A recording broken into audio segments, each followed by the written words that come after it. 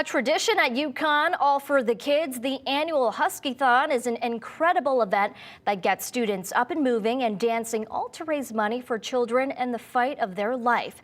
And despite the challenges that come with COVID-19, HuskyTHON is still going on. Fox 61 Shara Taylor shows us how students are still making a difference. UConn continues to create ties beyond the school's walls. Passionate students and staff make that happen. This weekend, the university is buzzing. UConn is celebrating both teams competing in the NCAA basketball tournaments, while students back at home raising money for a special cause.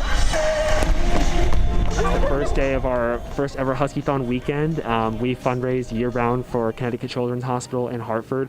And every year we celebrate with an 18-hour dance marathon. Makes me feel like I'm part of something greater than myself. I got right into it my freshman year and I haven't turned back since. Usually it's an indoor fundraiser. This year, because of the pandemic, HuskyTHON is taking a different approach with the same cause in mind. The money we raise year-round goes to the Greatest Need Fund at Connecticut Children's, which basically goes to supplying whatever they need most at that time. A few years ago, the money we raised funded an entire new wing at Connecticut Children's. This year, COVID-19 needs. Children and families have visited in past years. And they would come onto the stage and speak their stories on how Connecticut Children's impacted them, how Connecticut Children's was able to save their lives due to the treatment and the resources provided by the facility. Because in high school, one of my friends actually received a heart transplant and he was in the intensive care unit at Connecticut Children's.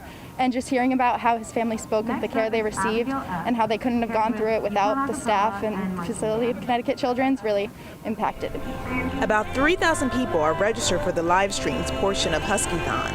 Students can create their own page for people to donate, but there are in-person activities with students fundraising inside the student union and dancing outside.